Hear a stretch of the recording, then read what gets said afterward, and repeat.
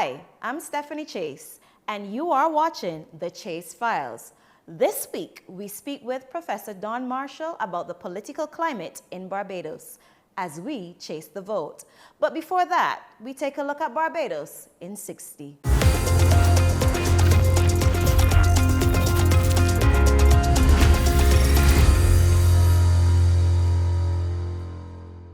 This is Barbados in 60 seconds. Barbados was listed among 75 countries which will see immigrant visas for the United States of America suspended.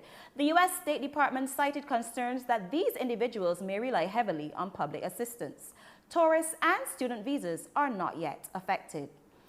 The Queen Elizabeth Hospital was thrown into the spotlight not for exceptional care or service, but for patients lying and sleeping on the floor of the Accident and Emergency Department. The CEO denied allegations at that time, but real-time footage surfaced on social media, and what followed was a PR nightmare. As always, to save the day, Prime Minister Mia Motley stepped in and called an emergency meeting to address pressing issues. Only time will tell if anything will improve. Many are calling her the new face of politics. Tyra Trotman was vindicated when she won the nomination against Dr. Lynette Holder to represent St. Michael Central for the Barbados Labour Party in the upcoming general elections. In a move that shocked the entire country, Justice Pamela Beckles ruled that the elements of knowledge and belief had not been proven and ordered the jury to return with a not guilty verdict for former Calypso monarch Aziza Clarke, who was charged for assisting offender Hakeem Stewart, who was found guilty of killing Damian Trotman in Sheraton Mall in 2019. The man from St. Philip North, Michael Lashley, announced his intention to represent the city of Bridgetown, and his nomination went uncontested. So there you have it, from DLP to BLP. A new political party called Reform Barbados has entered the race to contest the upcoming general elections. Led by Steve Prescott, a British-born employment rights attorney, his intention is to recruit candidates to contest all 30 seats in Parliament. We wish him the best of luck. Well, by now you know that the bell has rung, and elections will be called on February 11, 2026. Until next time, I'm Stephanie Chase, and this is Barbados in 60 Seconds.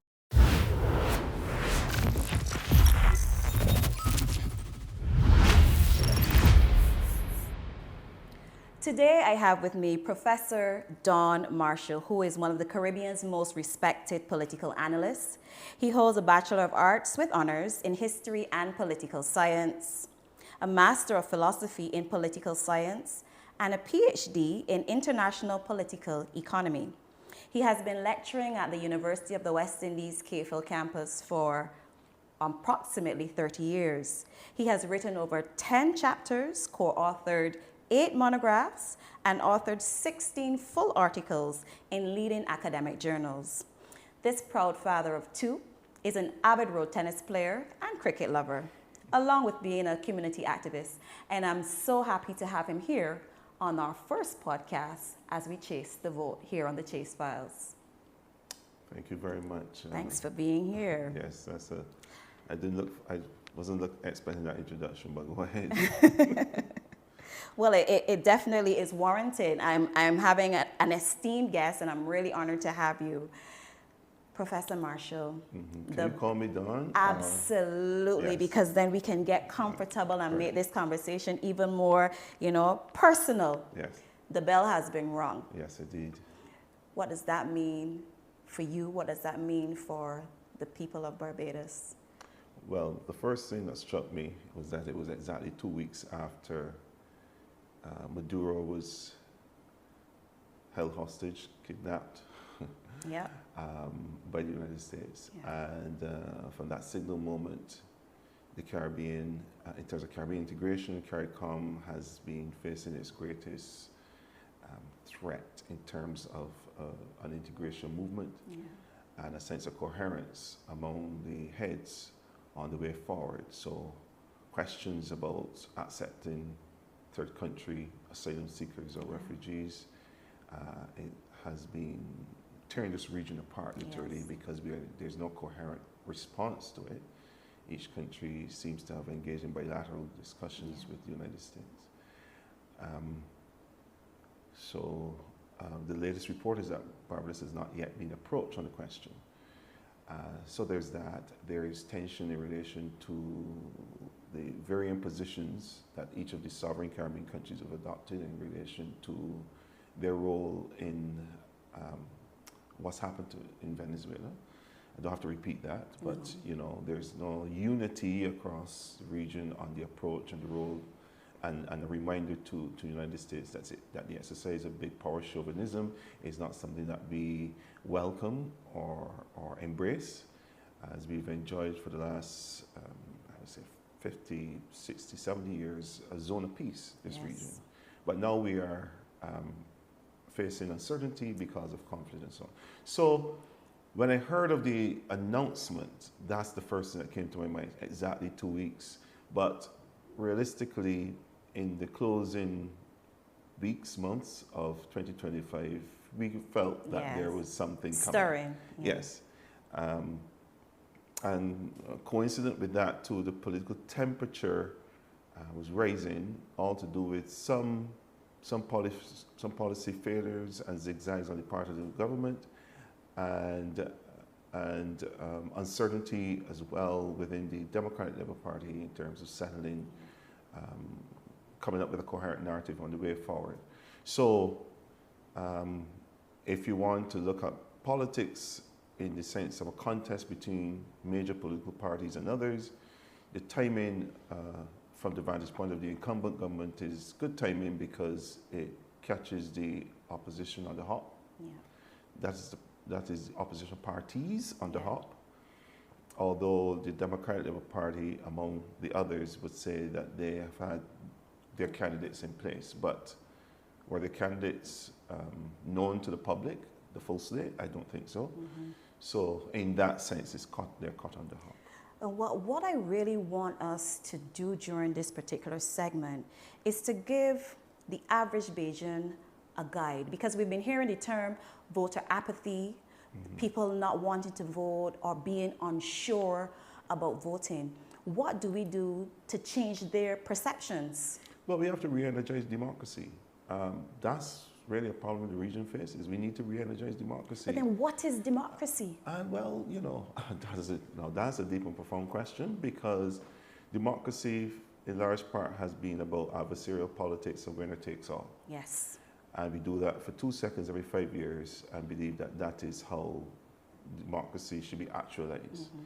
But that's just about electioneering, really. And while there's a lot of intrigue and theater around that and excitement, like say in Barbados, these are 30 by-elections in one general election, so there's going to be interest per seat, per constituency. The reality is democracy is about the fulfillment of a whole set of aspirations and goals around egalitarian or fair outcomes for all in terms of a share in the economy, a share in equality or reduction of inequalities, etc. So equal access to resources and equal access to opportunities. Yes. And an end to prejudices of all kinds: class, gender, race, age, ethnicity. And certainly, while the ending that is a goal, you want, as you march towards that goal, the reduction of these kinds of discriminations, and we don't want the lopsided legacy of the colonial slavery past to be with us, where wealth is in the hands of a few. With token other ethnicities involved, and the bulk of the people are immersed in low-paid, mundane jobs and so on. We want to bring an end to that. And the thing about that is, you said we want to bring an end to that, but it also seems when we make progress, there is always something that happens, whether it's internationally, that affects the country, that makes us take 10 steps back, because we make progress, but then we are hit with all of these taxes when we're trying to hold our head above water. So how do we circumvent? Is there any avenue that we can go to, or, you know? Well, you know, the real challenge is in any country, since you operate within a world context, a world development context, I would tell students quite often, you may mention 30 years that I've been doing this. I didn't know it was that long. I don't want it to count like that. But, you tell your students, look, no country is going to experience long-run successful development episodes outside of a permissive world development context. So no man is island, basically. Yes. So Barbados is not going to come up with growth policies and so on outside of a context that facilitates prosperity and so on. So you get a COVID, and the government had to navigate how we, survive in that COVID environment. Then we had the volcano. Then we had the volcano. And then after that election in 22, we come into post-lockdown, a post-lockdown world and recovery. And then we are in the middle of a Trump quake, Trump 2.0. Yes. And with that global uncertainty, you would have shocks affecting our economy, our fragile economy. Now, this is not to just simply say that we cannot navigate globalization because of the external shocks. It's to say it is up to us to build resilience, strengthen our resourcefulness, and thoroughly and critically examine the role that we are playing in building out that resilience. And this is where elections could be won or lost, depending on the consciousness of the masses of those that are voting. Now, you asked about voter apathy. And I said to you, we need to re-energize democracy. It's called a silly season for a reason. It's not a cliche. A lot of issues are going to come up that have absolutely nothing to do with Barbados' developmental. So put a pause there then. So then future. what information would be essential for the average Barbadian to make a decision on who to vote for? Decisions on plans for arresting cost of living. Decisions on how do we balance the need to provide these essential public services that we want to enjoy with growing out the economy sufficient that you could reduce your dependency on fuel, on food, and on medicine. Those are our three biggest imports. And I wish politicians on all sides would speak to the various publics in very clear language.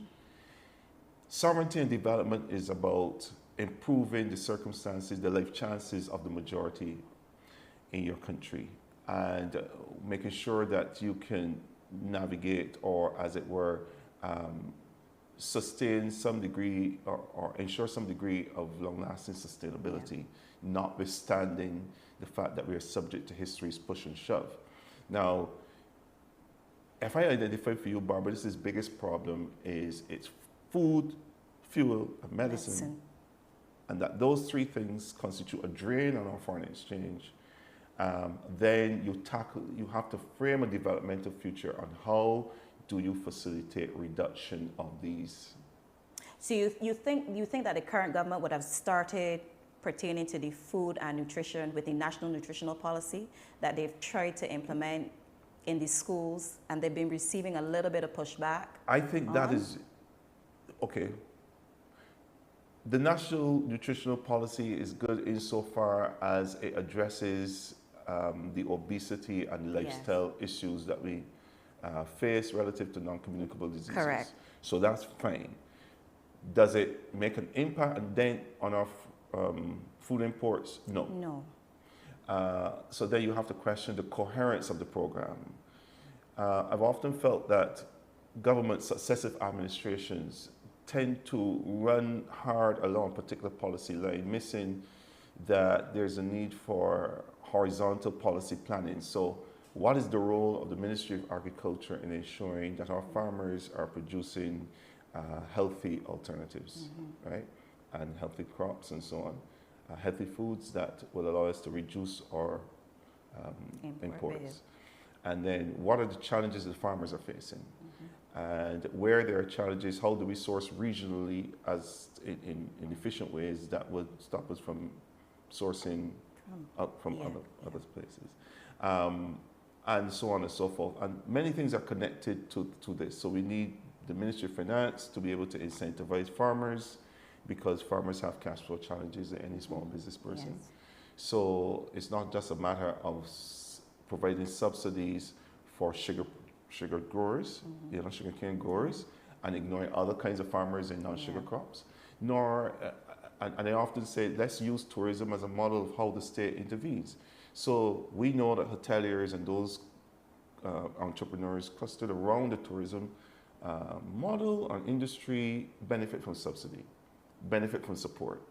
So we would like to see, I would like to see developmentally, those areas and sectors of the economy where we have small producers, small entrepreneurs involved, they too receive some kind of support. But I'll pause for now because I could go on and on. All right. I want to ask you this question here now. How would you measure the success of anti-corruption initiatives in emerging democracies?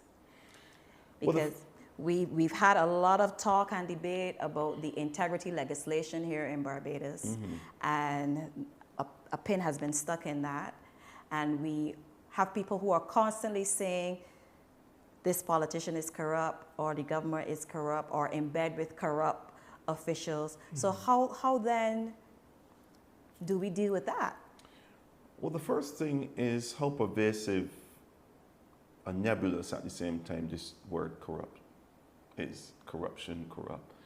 The first thing is that we have to recognize is that there is a sort of geography of exclusion and inclusion when global bodies are looking at corruption, like transnational, Transparency International, for example, and others. They tend to look at emerging economies and so-called countries of the South and treat to them as special cases requiring Western reform, Western tutelage, and so on, and all that needs to be thrown out. Corruption is endemic and is part of the capitalist world system, in the sense that we are still globally involved in international cooperation efforts, police cooperation efforts, in tracking and tracing criminal money, deviant money, whether it's in the form of the mafia, whether it's in the form of persons gaming the international tax system. The criminal underworld, much of the criminal underworld continues to thrive the way it does because of the ways in which, politics is, they invest shrewdly in politics, and they buy this, they buy governments, they influence governments, etc. So let's come back now to the 166 square miles that has been Barbados. A nasty habit has developed where successive administrations, in the brief time that we've had independence, have thrown around that charge, and then when they come to office, rather than act on the so-called evidence they say they have, that's tucked away. So we know that it's a accuse and giggle game amongst the political class. It's all a game. And the electorate needs to know that this is part of the rhetorics of trying to persuade them to act morally or express moral outrage in the booth. Yes. So you're going to express moral outrage because this government is corrupt. And then you're going to get a situation where some of those that were labeled corrupt then are part and parcel of the national effort. That's right. They get all the contracts after being accused, during the election campaign of being, we won't go there, but I think really what we need to do are two things, that we should be focusing on: campaign finance reform, and the question of just a lot more transparency in the spending of public monies. So you think then that in terms of campaign funding, we are right now in the smack of election. And you're going to witness a disparity. So do you believe that each political party should disclose at the end who is funded and how much they have spent in funding? Yes, because it improves the quality of democracy and accountability. And you think they'd be willing to do that though? Not really. Like, for example, I think when we go into this election, as much as pundits I am not a political pundit. I don't get in the business of trying to predict elections. Let me just say what I do. The way I exercise my role as a professional and as a scholar is that I seek to try to provide an appropriate education to public affairs, and I also try to analyze and offer critique and alternatives where possible. So, for example, if you ask me what would be the likely outcome, I would say to you that at the moment it's trending definitely in favor of the incumbent government. And there are a lot of factors explaining that. But if you take that to mean that I am in a congratulatory mood, a posture in relation to the government, and a condemnatory mood in relation to all opposition, no. I'm seeing right across the board the political parties have a lot of deficits to meet in terms of re-energizing democracy, raising the consciousness of the various publics. But I also recognize I'm not naive, sitting as I am where I am as a scholar, and I can see that, as the trainees would put it, be like it so. The political parties enjoy what they do by keeping as much as possible. They like to engage in the art of distraction, and as part and parcel of winning and wooing, energizing their own bases. But they need to engage in certain fables. They need to lay nostalgic grounds to be believed in about how great they are, how great they're going to be if elected.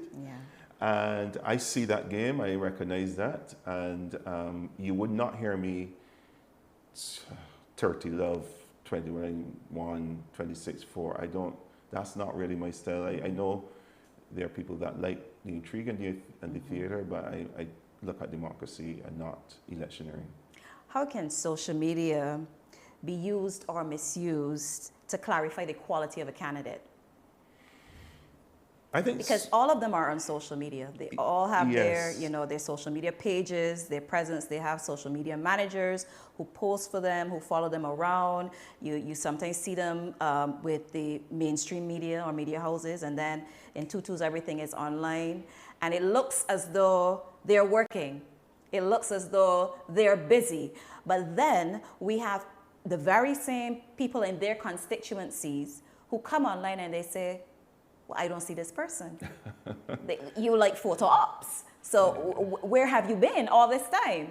Yes. To be fair to the politicians and all those that are working right now, busily canvassing this,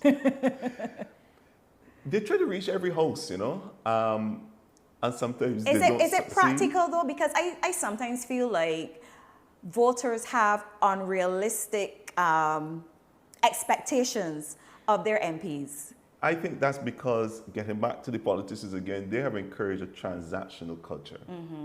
So politics is about what are you going to do for me and what have you done lately. Yes. So this is why it exacerbates, this is why you treat with greater resonance when someone says, well, I never see the MP in the last 2-3 years. Yeah. That is a problem in transactional politics. That the political class has created for themselves. They've created it. Because that is code for saying, you are probably serving and servicing others, but you've not come to my district or you've not come to me. Now, on the question of the you were speaking about use of social media, it comes back really down to how much spend you have, and then the quality of the services that you procure. So there are some social media influencers that are better than others. So it's not just only about money. You've got to got the right people. To the credit of the Prime Minister, ever since she's come to office, it is quite clear she's allowed herself to be handled by professional cadre of individuals who understand in a mediatized global culture the need to ensure that you are not only seen to be on the right side of debates, on the right side of But the relatable issues, to the people. but yes, also relatable and so on. And I don't want to just put it down to her handlers. She's also blessed with rhetorical talent, Yes, so that helps her.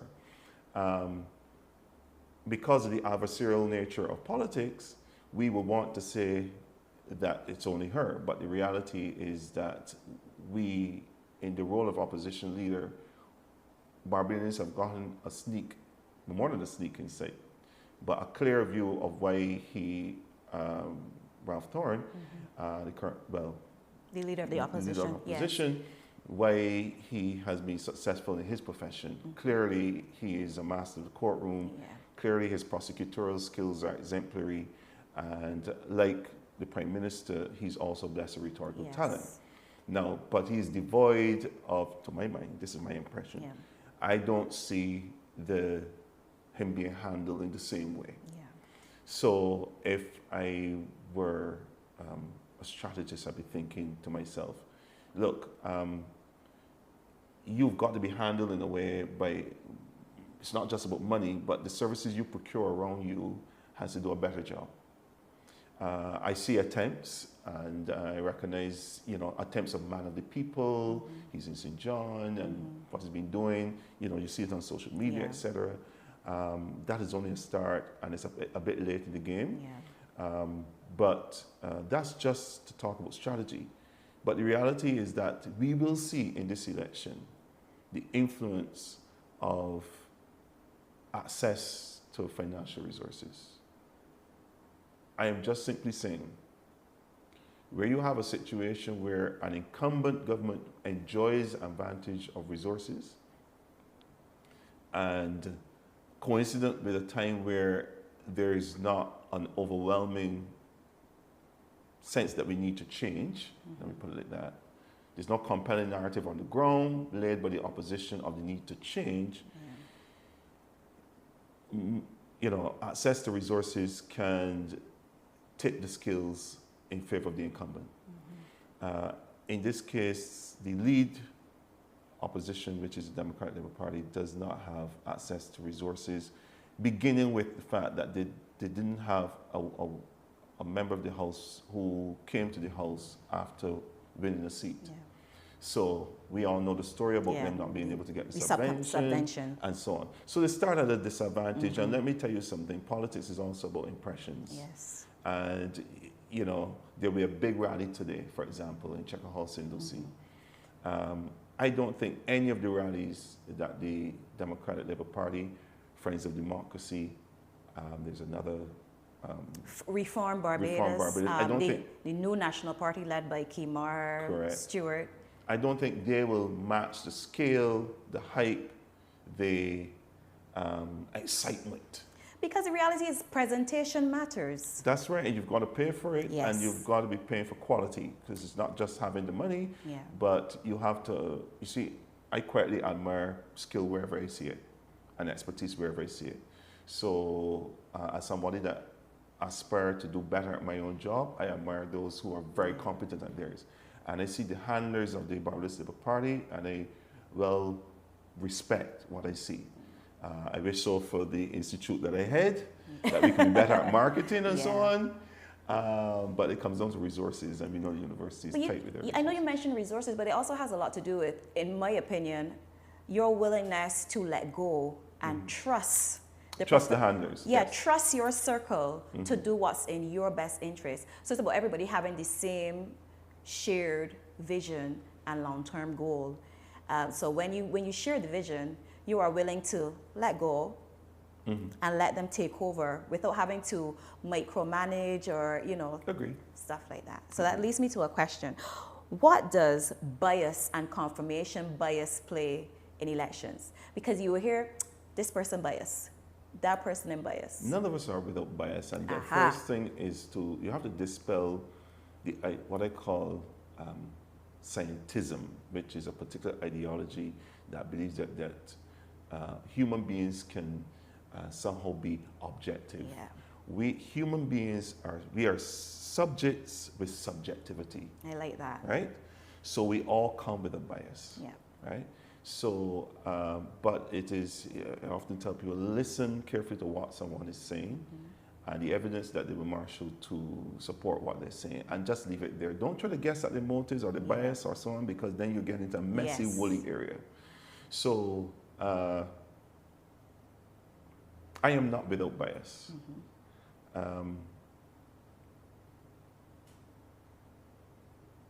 I am not, for me, I am not satisfied with the level of politics across the political divide.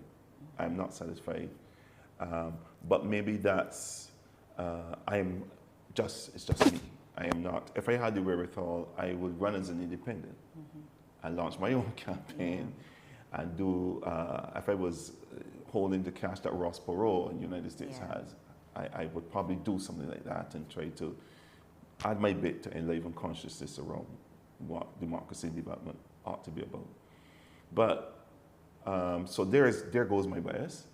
What does it lead me to do? It leads me to subject incumbent governments to sort of swinging critique. And it leads me to be even more critical of opposition parties that are supposed to be governments in waiting. And my expectation of them, I expect that Thorne's Democratic Labour Party should do better than the PISA Democratic Labour Party and the Front Short Democratic Labour Party by presenting alternatives. Have they done that? No, and that has been my critique. I've always said, whatever the burning issues are, if it's to do with cost of living, if it's to do with rising crime, well, I give the Democratic Labour Party a pass on raising crime because Verla de Pisa was head of a think tank arrangement within the party, and the government, credit to the government, they found value in the recommendations. Yes. But like that should have been an example on all the other critical issues. What are we going to do with the future of the sugar industry? Does the Democratic Labour Party have a position on it? Well, No. sometimes though they are invited, the ruling government does invite them to come, and participate, and they abstain. Why? To be fair, some of these are gestures of inclusion and not necessarily true engagement. So, so I imagine that the way the adversarial politics would go, they have to discern what is providing legitimate cover for the government and what is genuine. They have to make that determination. But it falls to the opposition parties to sensitize the various publics with what are they going to do. They don't have to give us nuts and bolts, but they have to influence the conversation away from just simply being oppositional or just simply opposing what is. So that's where I tend to, my bias is that I tend to, some people tell me I'm kind of hard on the Democratic Party. And then other people will say I'm kind of hard on the government, but my position on their economic diversification and growth fund act now, I think is ill-conceived and so on. I don't want to repeat that here. But it just goes against everything I've studied, trained, advised. So then what does the former government say about future governments of Barbados? I like that question. Because we're looking to the future. And well, if you're not into, I'm sure the Barbados Labour Party and the Democratic Labour Party and other parties planning to do a manifesto will be producing these manifestos that are going to sound forward-looking. It's going to be speaking to the decade of the 2030s. And, but I expect the gimmickry that normally occurs to take root, which is you launch these manifestos late in the day, so it sustains the final 6-7 days of the campaign, and like hotcakes, people grab them, and you energize the base by saying, look, we have our future here in our hands, but there's not going to be a national conversation of any seriousness. I don't expect any national debates either among the leaders. It's interesting that you should say that, because one may argue that leading up or prior to the election being called, the public would have been encouraged to engage in town hall meetings and so forth. But then what role has public opinion played in the creation of national policy? Do they really take our opinions and our concerns into account? That we can actually see real change in the policies that they implement or that they present to us? This current government has been engaging in town halls and the rest of it. But at the same time, there's been a disconnect. And the disconnect is in the way in which Barbadians fear being critical. So quite often, town hall discussions and so on turn out to be difficult dialogues for those that are contrarian. And we see public activism kind of somewhat muted in Barbados. And I can think of, for example, if we take the role of objectors in relation to determining electricity rates, and we see how the government has looked askance and askew at that process.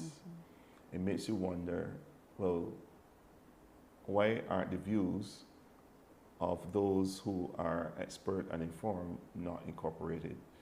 Last December, I mentioned the economic diversification bill and so on. That was passed. That's a shocking, I was shocked to see that, let me take myself out of it, other experts demonstrated the loopholes. And then we had a weasel position put forward by the private sector body, one of the private sector bodies, that we like the bill, but these are some things we would like to see. No, you not we like the bill, but these are the things you want to see. You say these are the gaps.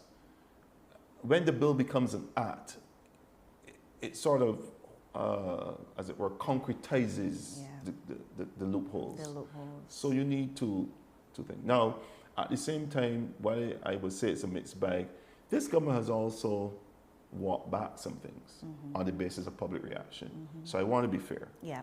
There are some, you think of the cybercrime bill, for example. Yes. And you think of the regulations in relation to tint. There's been, and tinted windows, there's been some public reaction, and the government has more than once demonstrated a willingness to listen. So in that sense, I couldn't say that the government, this current government in the session that has just ended, parliamentary session that just ended, was stubborn. I will have to say that on some issues it plowed its way through, and in other issues it held back for revision. Some people criticize that as walk back government. But Backpedaling. Yes, but I still think that there's scope for saying that it's a situation where you have to listen and respond. Well, what role, explain the concept for me then of political polarization and its impact on policy making. Well, I think you're talking about tribalism. And this is the nasty underside of Westminster politics in small societies. Unfortunately, too many publics miss that across the political divide, this elite of politicians and aspiring politicians do get along. They do. They all understand collectively it's Barbados first. Okay, they have a different ideology, maybe. Yeah, although it's not ideal. I was different policy approaches and so on, right? And different styles and different personality types that they will gravitate towards and so on and so forth. In an earlier heyday, you would say there was a sharp ideological divide. Today, the parties are the same, so ideologically. So it's a matter of style and policy emphases and so on and so forth. So there's no real difference then? I would say there's no real difference among any of the parties. No, and that is why Gabby Sayed some couple of years ago, BLP, DLP, all of them one party, but it's manifest now in the fact that they're not principled positions that represents a sharp divide across the parties, which is sad because it also reveals a high degree of political naivete relative to understanding international relations, international politics, and basically how the world is run. There are many policy choices that turn on the question of how you see the role of the state, how you see the role of the market, how you see the role of the private sector, and how you see the role of planning. And this blasé, naive pragmatism will not do it. It leaves you subject to capture by international development agencies and discourses that say this is the way to go, and you steadfastly go down that road, leaving all the issues that decolonization promised and that decolonization threw up unanswered. And one of the key points about breaking away from Britain and forging our own path was that we were to give rise to a new economic class. That has not happened. The same old folk that enjoyed disproportionate share of the wealth and influence in society maintain today, with a few others that have accommodated themselves well. So, in essence, then what you have is a situation where the political parties, because they've stopped thinking deeply about the way forward and how we plan the way forward, and the role that the state should play, and the role that the private sector should play, and the role that foreign investors should play, because they don't think sufficiently deeply about how to arrange a marriage and a partnership around that, and around what principles, you don't get the divide. So this is why a Michael Ashley can transfer and go across to the Barbados Labour Party without missing a beat. Never mind the drama of it all, etc. They will migrate because there's no real principle, ideological, and philosophical divides. They will migrate easily. So for me, I am not surprised. I am not surprised at the fact that, you know, after this election, you may see some shuffling again. I was just about to say, so we should expect it. We shouldn't be shocked when it happens. No, and you can get reverse migration too. True. You can get it coming the other way. I mean, like Ralph did it. He crossed the floor. Yes, yes, yes. You know, so, you know, what the problem for, like any club, like any social club, where, and in this case, political parties are more than just social clubs. They're people that self-identify as members of a political party, and it gets back then to the point I was talking. To the point that you raised in the question where you asked about tribalism. When we get so rabidly partisan, we close off the potential to hire and to procure for the development of the country the brightest and the best. We want to engage them to come on across, to enjoy the challenge of building out a new future, but they must somehow become a member of the tribe. Yeah. This is when it's perverse. Yeah. This is when it's really, really perverse. And if you don't want to become a member of the tribe, you will be later chewed up and spat out. Yeah. Because we are not sure about your loyalty. Yeah. So somebody that is principled and will assist a government because they're assisting the government of Barbados and not necessarily the ruling party, could find themselves, the minute that they have to be a bit contrarian, can find themselves replaced. I think that's the climate that we're currently in. Yes, it's unfortunate. Many people have experienced that. They don't want to commit to a particular party, but they are committed to the development of Barbados. That's right. And the lines are becoming too blurred. Yes. Where in committing to Barbados, when called to serve, you do serve. But then there's this expectation that you toe the line.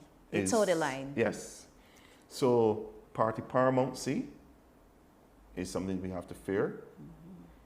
And we also have to fear the cult of personality. So sometimes I blink and I wonder, what is it that members of political party expect of their leaders? Well, the cult of personality, let's look at the Prime Minister, because there's a perception that there is no one else that can lead the Barbados Labour Yep. Party or the country apart from Prime Minister Motley. I think that people Because fear. we want our Prime Minister to be not more than just Prime Minister inter pares. We want our Prime Minister to fix everything across the ministry. And she's expected to. So Yes. something happens in the Ministry of Health, it's, the people, the Minister of Health can't solve it, the CEO can't solve it, the Prime Minister has to step in. And it's unfortunate. But So she they're has to all- micromanage her entire government. Listen, Is that how it's supposed to be done? it is how we like our It's how we prime like it, ministers. okay. And I think it is also, and too many of, I've seen previous prime ministers behave in this manner. And then you get the opposite in Freundel Stewart, or the perceived opposite in Freundel Stewart, and then that's seen as too laid back. So Thompson in the brief time, Prime Minister Oynath in the brief time, Prime Minister Adams, Prime Minister Barrow, in the brief time, in the times that they were in office, one of the things that we liked is the fact that the Prime Minister was on top of everything, right? I think we like that. Maybe small societies and with easy social contact, you see the Prime Minister in the supermarket and Yeah. we ask the Prime Minister not about those things that fall within the Prime Minister's portfolio, Yeah. but we ask him about energy, or we ask him about cost of living, we Yeah. ask him about things, and him or her, and they have to respond. Because too often politics, well, an election could be won or lost on the leader. But I want to say this. On the cult of personality, we are dangerously close to that. And maybe that is why the political parties do not reflect philosophical positions or do not have to think deeply about the role of the state in development and the role of private sector in development, those sorts of issues. They don't have to think about it deeply because the party faithful will rally behind the leader. The leader. And any thought leaders within the political party that show, as Bajans will put it, show self, show up the self, might be perceived mistakenly as rivaling the leader and need then to be put in line. So then, and it sort of baits the worst kind of instincts in human beings. So suddenly there's a whisper in the air. Not that our prime ministers are insecure, but they're secure within themselves. But there's a whisper in the air, watch so and so, rising star. But he's a rising star, or she's a rising star because of their competencies. Yeah. But we want our leaders to dominate political parties, think for them, act for them, and then worse. And I say this for me professionally, I don't quite enjoy election time. I Why? don't quite sitting where I sit. Okay. Because I meet too many rabid party supporters on both sides. Yeah. You cut them and you see the political lines coming through their Yes. veins. They don't think with their imagination, they think with their party Yes, identification. they do. And they see anything that I say that might pinprick their narrative as posing a threat. Now, I know that for some it's posing a threat, for some they have their material stakes Yeah. mapped out on the success of the Yes. campaign and the party. Yeah. So they don't know how to listen without Being being viscerally offended, yes. offensive if they think that you're not lining up. And so you get people aggressively asking you won't vote? Or who do you think is going to win? And the way in which they're doing it, Yeah. I know, I am familiar with the Barbadian personality. Some of it is You're genuinely being engaged. polite. You're being polite. They are. But some of it is really to, I don't know, try to see how you're thinking and so on. But the reality is that it's too many that want to audition for acceptance by the leader of the party and by the chief persons in the party, tend to engage in gossip mongering, tend to engage in some nefarious acts, and tend to do what they think is the bidding of the party and the leader, that may surprise the party and the leader themselves. They go too far. They go too far. In their house-to-house canvassing and the things that they do, they go too far. And it don't just bubbles up to the surface when you hear about posters being ripped off or pulled down and so on, but it's much deeper than that. And we live in a Barbados where because of gun violence and rising tensions associated with fear of crime, I wish that the adversarialism, the adversary nature, be dialed down a bit. I wore this shirt thinking of the color. I have other clothes. Yes. During this time, I do not wear red. Yeah, because blue, people will associate you with yeah. being a member of Yes. the ruling party. So, or the opposition. Yeah, or the opposition. Soon, S with S. Or as I revealed earlier, my sort of distance. But yeah, so it's generally for the well-being of, if you want to energize democracy, these are some taints and some trends that we must remove. And I wish that the people become more passionate around approaches to democracy, approaches to development, and a sort of programmatic agenda than they are to the personalities per se. You can identify a personality with a program. Yeah, that's fine. But when you get to the point where that political personality makes errors, but you can't see those errors, Then I that's find a it problem, difficult. yeah. And we have too much of that happening. So there is a let's hate Ralph facade going on. Let's despise Mia facade going on. And that is not the way in which we should proceed. So then do you think that we have a divided society, and then what steps would be critical in mediating those types of conflicts? That the politicians would address the issues and avoid the ad hominems, and that they critique, oppose if they must, the thinking behind the other programmatic agenda that they see as problematic. Stick to that. And there's a lot. If you have the talent, if you are a wordsmith, if you understand how to appeal to people's sense of irony, humor, etc., there's a lot you can do I heard without having to resort to ad hominems. The leader of the opposition said last night that they're going to run a clean campaign. I think that many The proof of the pudding is in the eating. Yeah, They all that's say that. yes, right. But I say that to go back to what you were saying. We're tired with all the insults on the platforms. The theater of politics has run its course to a That's certain extent.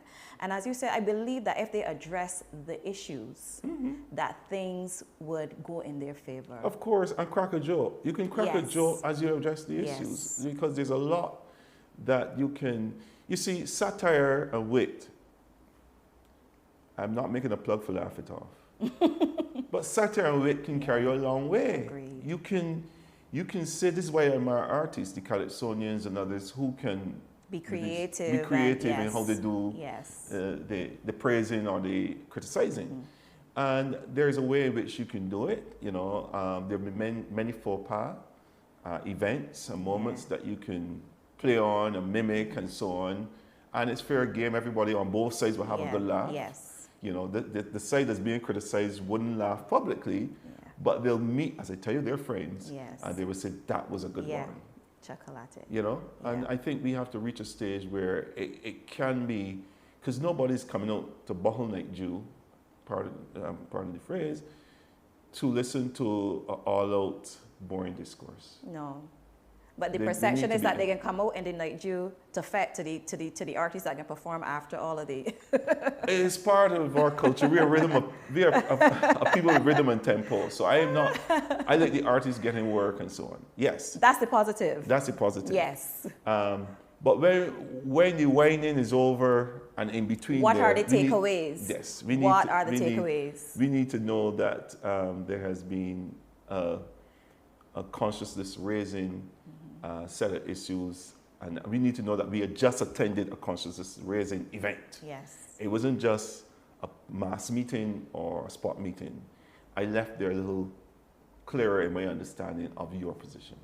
All right. In closing, I want you to send a message to the voters. Give them some advice. I'm not telling you to plug. I know you're not going to plug any particular party, but we want people to exercise their democratic right, whether they want to vote, whether they don't want to vote, if they're a bit unsure. What advice would you give them during this time? To be discerning. Try to discern which member of parliament in your area and which organization to which that member of parliament belongs will in the next 5 years improve your life chances and the life chances of your community. Second, which of these candidates or which combination of candidates, because sometimes in voting for an MP you have to make a number of decisions in your mind, which combination of candidates will be able to exercise sovereignty in a way that would avoid a denationalizing and a sort of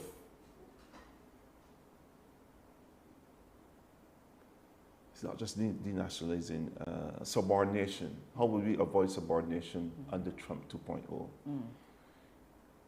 Too many of the nomination processes that we will see and that we have seen across the branch meetings never rise to the level of the national.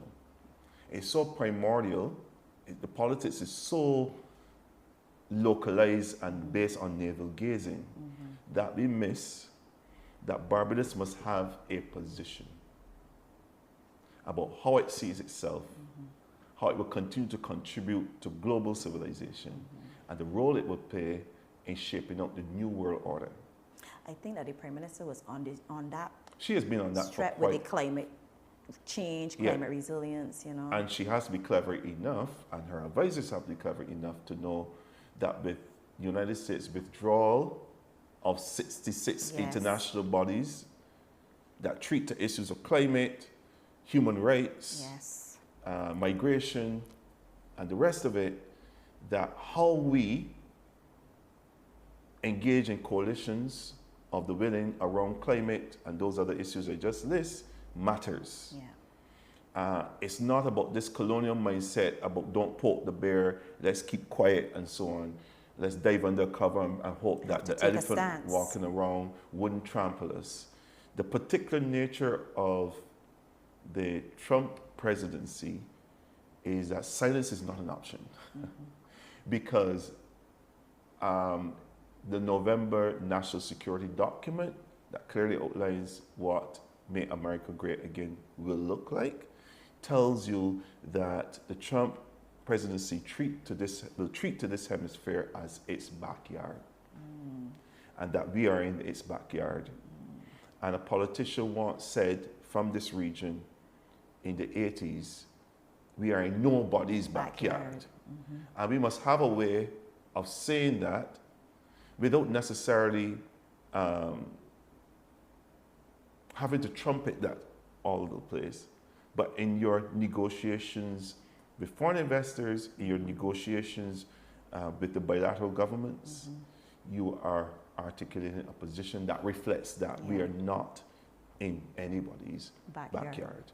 And to wit, former late Prime Minister Wayne Arthur, we're not only not in anybody's backyard, we are not going to be children in any imperial authority's yard, Yeah.